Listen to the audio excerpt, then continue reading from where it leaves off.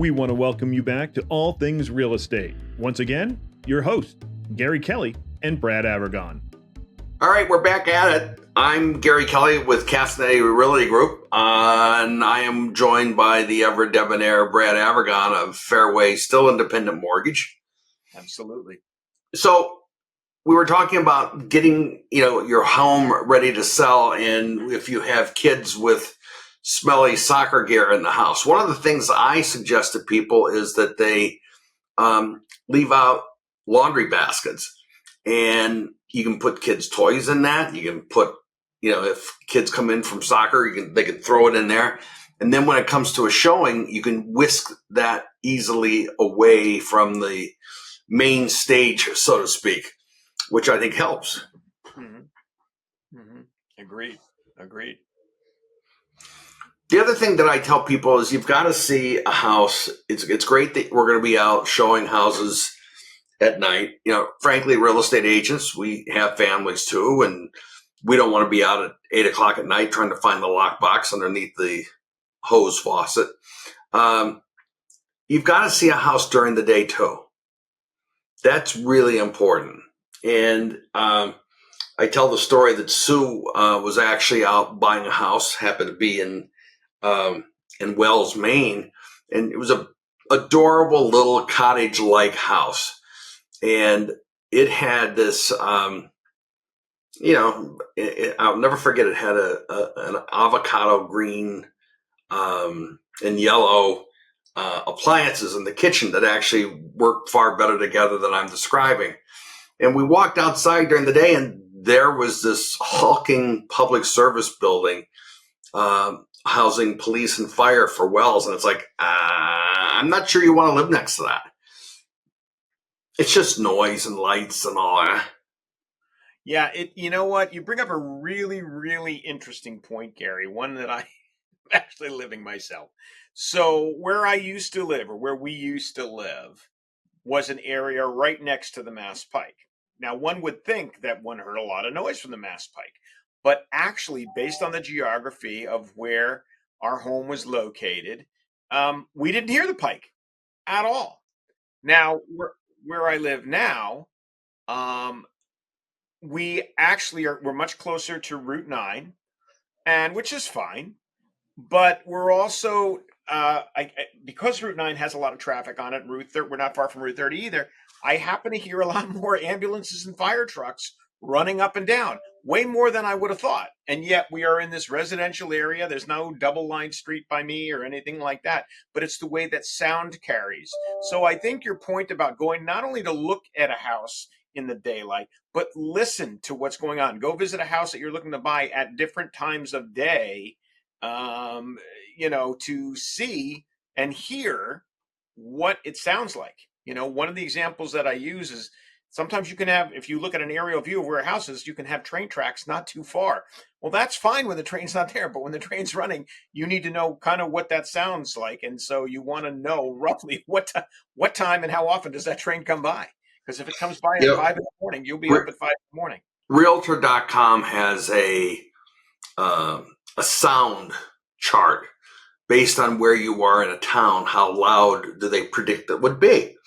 And I find it fascinating that they can predict that. And based on my personal experience, they've done a pretty decent job of capturing what a place is going to sound like. Someone says, Southborough, it's a sleepy town. Southborough is a sleepy town. Okay. However, you have Route 9, you have 495 based on where you are in the town.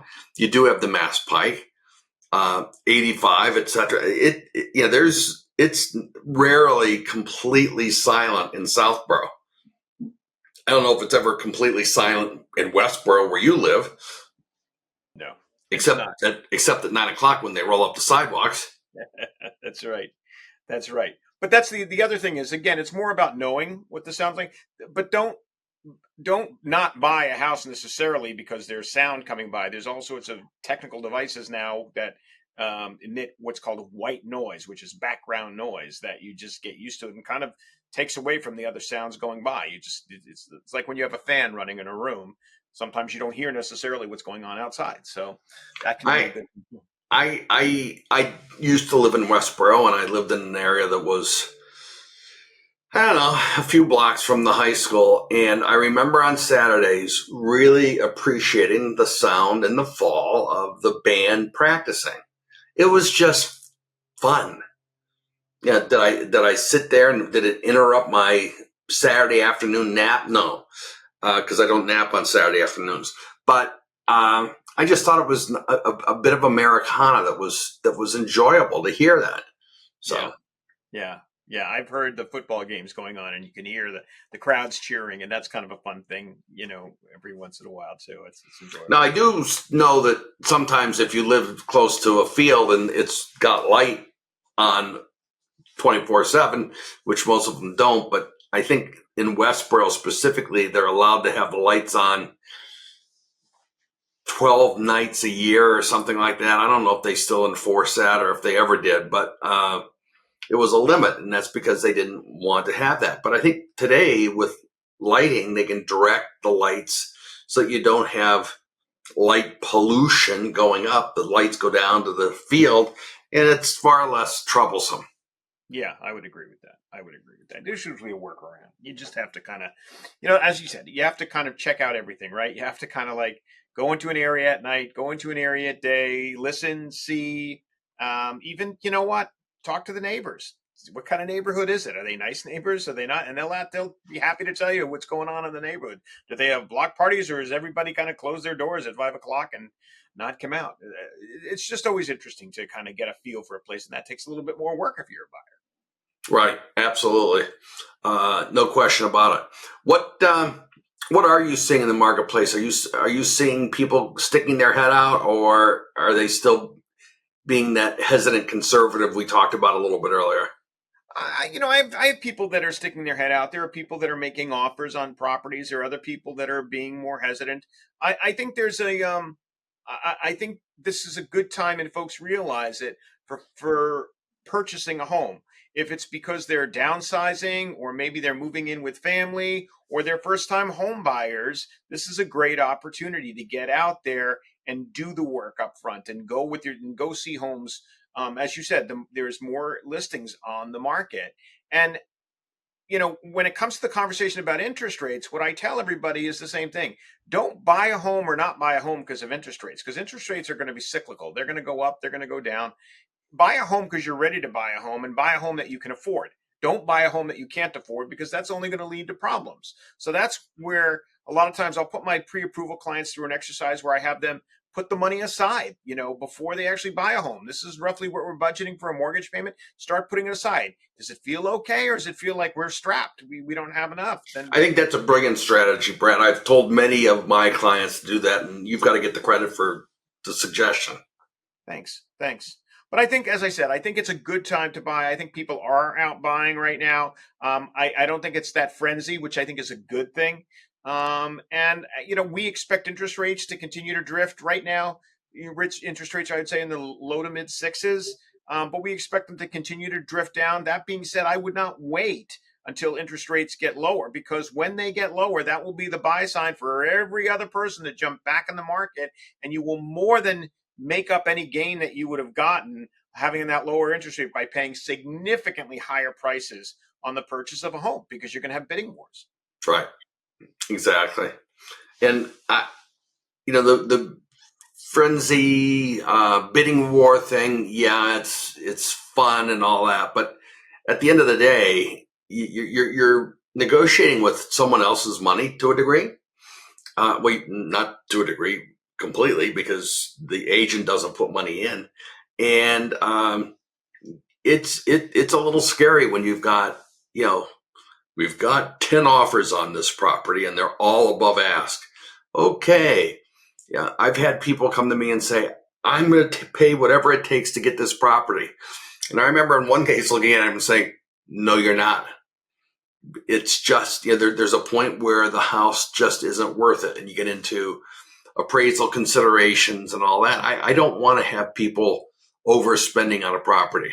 Gary, that's so sound, and I'll tell you why. I had an agent bring a case to me this week where she was telling me she was working on a listing, and she is very likely not going to take the listing, and here's why. 2 years ago, the client bought the property, was a for sale by owner. The appraisal came in low. The seller said, you know what, you want the house, you got to pay, in this case, $50,000 more than the appraisal value. And the buyer wanted the house, and the buyer agreed to pay for it. She obviously didn't seek good counsel. She didn't have a buyer agent working for her. She didn't even listen to her loan officer, which wasn't me, by the way. She didn't even listen to her loan officer. She went and decided to do it. Now she has to sell the house, and the house isn't comping out. Meaning it's not coming in at what she paid for it to sell it. And and so it's a problem. And she's saying, well, maybe someone will come along like me and pay more. And the logic just isn't there. People don't want to pay more. This isn't that feverish economy that we were in during COVID, where I gotta have it, Right. At whatever the cost. A good, sound buying decision is paying what the house value is. Maybe you can go a little bit more, depending on inventory, but not a lot. Certainly not 50,000. So, it's really important to have the right team, and it's really important to make good decisions, not frenzied decisions. When I first got into real estate, the guy that was kind of mentoring me said, don't fall in love with the brick. And that was actually really good advice. You see a house, you really like it, it speaks to you, blah, blah, blah. And if it's way overpriced, it's not a good deal. It's just not. And don't fall in love with the brick. Exactly. I agree. All right, Brad, any parting words? You know what? Make good decisions. Like what you say to your kid when you're going out to college. Make good decisions, people. Look at the interest rates, look at the properties, get good advice from people like Gary and Sue and attorneys or mortgage people, and let these people that are in the business help guide you and listen to their advice. That's my sound words. Sounds like you've been ignored lately. No, not at all. I just believe in preaching the real estate gospel, my friend. Preaching the real estate gospel. All right, Brad. Well, thank you very much. It's been fun, and I look forward to continuing this conversation next month. Sounds good, Gary. Be well. Thank you for watching All Things Real Estate. If you do have any questions, feel free to reach out to Brad or Gary.